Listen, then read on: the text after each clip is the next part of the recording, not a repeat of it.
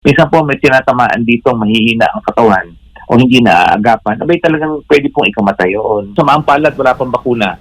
Katulad din po ng walang bakuna para sa ordinaryong sipon, hindi ako magugulat kung merong matutuklasan sa Pilipinas. Okay? And therefore, wag pong ikagulat o ikabahala sa ngayon.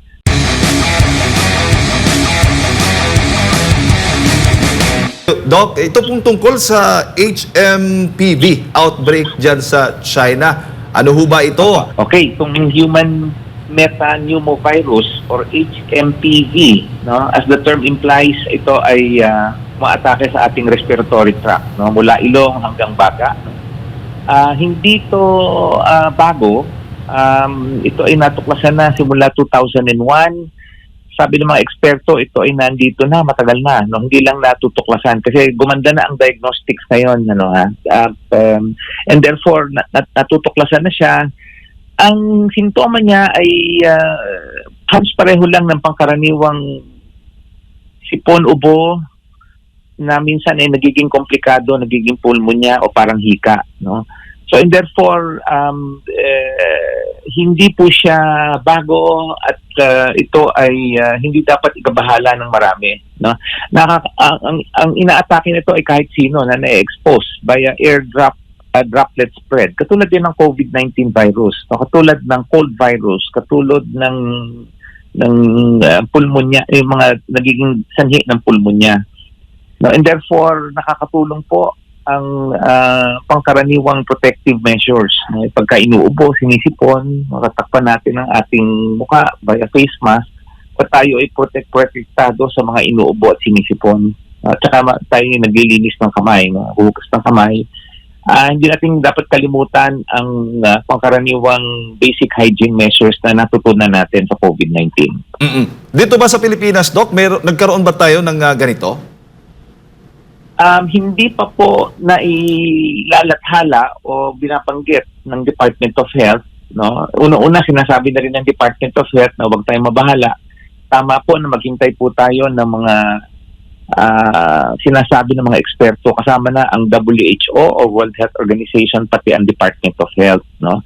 Nakakabahala lang kasi ang dami-daming news, sir, ang dami-dami pong news sa social media. Kaya maraming nababahala, pero hindi po tayo dapat mabahala sapagkat hindi po ito kakaiba sa pangkaraniwang nagiging sanhi ng ubo, sipon, hika o pulmonya. No? Mahalaga lang po talaga na protektahan natin lalo-lalo na yung mga bata at saka yung mga matanda at saka yung may mga immunocompromising conditions. Ito po yung mga nag-undergo ng kidney transplant, ito po yung mga umiinom ng steroid, ito yung mga kinikimotherapy, mga cancer patients, kasi madali po silang mahawa at saka maging malala ang infection with the HMPV. Pero sa pangkaraniwang tao na malusog, masigla, maaring tamaan po tayo nito parang ordinaryong sipon. Pagkatapos ng 3, 4, 5 araw, namugit kumulang 1 linggo, nawawala po ito, no? Kahit na walang gamot. No? Pahinga lang po at saka fluids at saka pangkaraniwang pagkain. So baga, Doc, parang COVID-19 din ito na nakakahawa pero hindi ganun nakakabahala itong sakit na ito. Opo. Katulad ng COVID-19, katulad ng ibang viruses, maraming viruses, sir, ha? Napakadaming virus. So, hindi lang 1, 2, 3. Ang COVID-19 ay isa lang sa maraming virus na umaatake sa ating respiratory tract na pumapasok sa air droplet, no? Nalalanghap, nasisinghot, napasok sa bibig, napasok sa mata, and all that. No? Napakarami po nila. So, in other words, hindi po ito kakaiba sa pangkaraniwang virus na nagiging dahilan ng ubo, sipon, hika, or pulmonya. Na pwedeng maging komplikasyon kung ito ay mga bata na kulang sa nutrisyon, kulang sa panlaban sa sakit, mga matanda na ganun din po. No, and therefore, special attention sa mga napakabata at saka napakatandang mga pasyente. At lalo na mga immunocompromised na sinabi ko na kanina. Opo. Doc, bago ko lang ipasa kay partner Admar, doon ba sa China o dito ba sa atin o may bakuna ba na tungkol dito sa virus na ito? Gandang tanong. No? Sa kasamaang palad, wala pang bakuna. Katulad din po ng walang bakuna para sa ordinaryong sipon. or ordinaryong viruses na nagiging sanhi ng ubo, no, yung ating flu virus. Meron na pong bakuna, pero ito dahil hindi pa ho siya kasing tagal ng flu or pulmonya na meron ng bakuna, wala pa pong bakuna specific dito. Kaya nga po, ang sinasabi ng mga eksperto, talagang pag-iingat po sa ating mga kabataan at saka may mga matanda at mga immunocompromised na pasyente. Doc, magandang umaga. Si Admar po ito. Gaano makakatulong po yung mga flu shots, di ba? Meron tayong mga flu shots, regular na kumukuha dyan, yung iba't ibang mga kababayan din po natin para hindi matamaan ito. Epektibo po ba? Okay, mga flu shot are recommended sa ganun din ng mga bata at saka napakatanda at saka mga immunocompromised patients. Kasama na rin po ang ating mga health workers na na-expose sa mga symptomatic na pasyente. Ang flu vaccine ay nakakatulong para makaiwas sa flu. Okay, pero hindi po ito para sa HMPV. No? So, ang sagot ko sa tanong mo, Edmar, is nakakatulong ang flu vaccine para sa flu virus, nakakatulong ang pneumococcal vaccine para sa pneumococcal or pneumonia infection na mikrobyo ng bacteria. Okay? Nakakatulong ang COVID-19 vaccine para sa COVID, pero walang bakuna na specific para sa HMPV sa ngayon. Katulad din ng walang bakuna para sa ordinaryong virus na nagiging sanhi ng sipon at ubo. Opo. Okay? Opo. Doc, endemic lang ba ito? Kasi nabanggit nyo po, early 2000 pa na na-discover ito. Pero endemic lang ba ito sa China? O meron din ito sa ibang bansa noon na may mga kasong naitatala gaya din po sa Pilipinas? Oo, base sa literature, Admar, nakita na to kahit sa England. Many years ago. So in other words, hindi po siya specific to China lang ngayon. Ito ay kilala na. It's just that gumaganda ang diagnosis ngayon kaya maraming nakikitang kaso.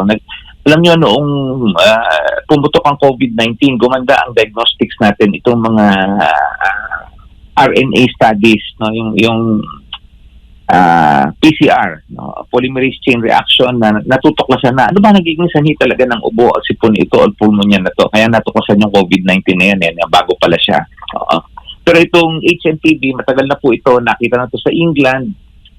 Meron ng mga lumalabas na kaso sa ibang countries, no, in Southeast Asia. Hindi lang po siya sa China. Hindi ako magugulat kung merong matutuklasan sa Pilipinas. Okay? And therefore, wag pong ikagulat o ikabahala sa ngayon at tayo mag-antabay, no, sa pronouncements ng ating mga eksperto. Sa ngayon, wala pong dapat ikabahala. Opo, pinawi naman po ng gobyerno ng China, no, dahil nga sa dami po ng mga impormasyon na kung babasahin mo talaga nakababahala. Pero ang sabi naman nila doon, dahil nga winter season, lalo na sa northern hemisphere, usual daw po itong mga kagaya nito na sakit po, Doc. Opo, tama po kayo. So, dahil taglamig. In fact, sa China, nandun ang concentration sa North China na napakalamig sa panahong ito. Dito rin naman sa atin ngayon na medyo nagiging mas malamig sa pangkaraniwan, dumadami po ang inuubo at sinisipon. No? Napakalaganap po ngayon. Ako'y may practice sa Laguna at ubo at sipon ay napaka-common po sa panahon na ito na taglamig din sa atin. So ito yung dapat na iwasan din, no? Hindi lang tayo nakatutok doon at nagbabasa ng kung ano-ano dyan na mali-maling mga impormasyon kasi wala nga confirmation mula doon sa China. At in fact, dito rin sa Pilipinas, ibang klase lang ng mga sakit yung nakukuha natin tuwing malamig po na panahon, Doc. Pero meron po na hazard, no? Yung malamig na panahon, kagaya din dito sa Pilipinas, lalo na sa unang bahagi po ng taon. Opo, sigurado po tayo na may mga kumakalat na virus, no, lalo na sa taglamig. All year round. Pero sa taglamig, dumadami sila and therefore, hindi po nakakagulat na madami sinisipon at inuubo ngayon, hindi lamang sa Pilipinas, pati sa China at ibang lugar sa ibang mundo.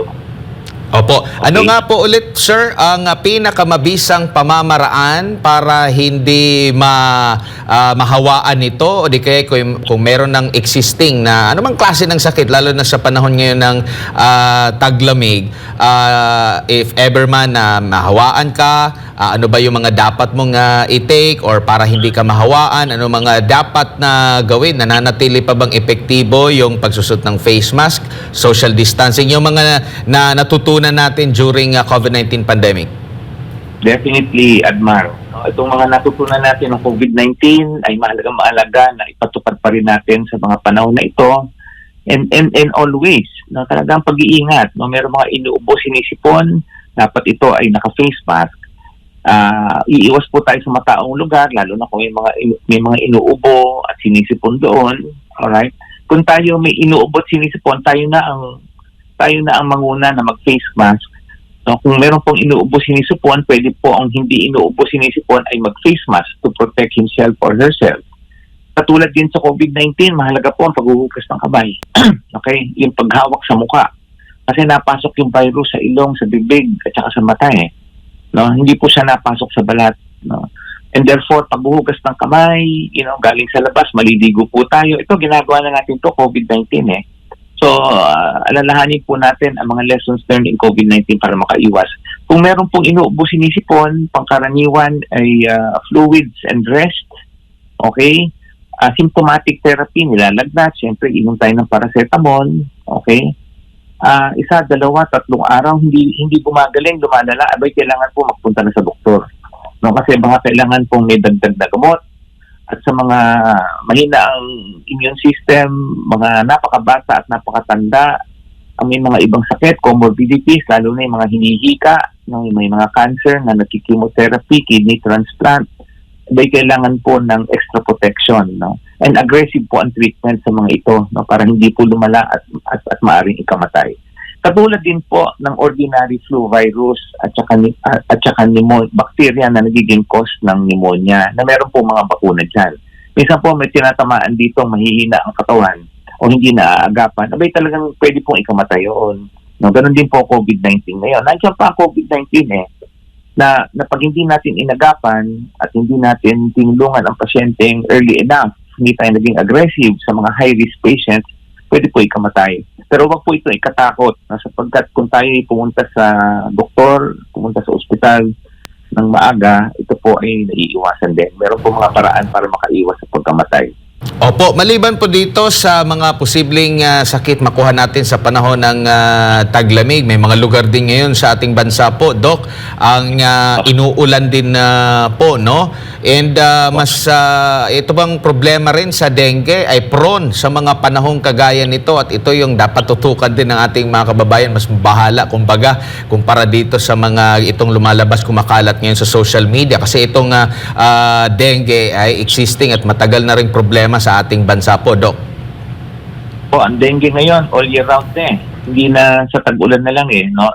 And sa mga lugar na inuulan all year round, katulad sa Mindanao, nandiyan na po ang dengue, no? So, and therefore, any collection ng tubig galing sa baha at tayo hindi maingat, no? At ating inaalaw ang pamumugad ng mga lamok sa mga collection ng tubig, ay talagang pwede pong maging laganap ang dengue sa mga lugar na iyon. In fact, nagkakaroon po ng mga outbreaks here and there, no, sa iba-ibang lugar sa Pilipinas bago pa magpasko, no. Hindi na lang lumalabas sa news no, pero nandiyan na siya and all year round po ang dengue. Siyempre sa baha, Sir Edmar, ating bantayan ang leptospirosis, no. Kasama ng baha at paglulublob sa baha, no, itong leptospirosis na ito ay nakakamatay, no. And therefore, iba yung pag-iingat ng ating mga kababayan, no, sa mga sakit na ito.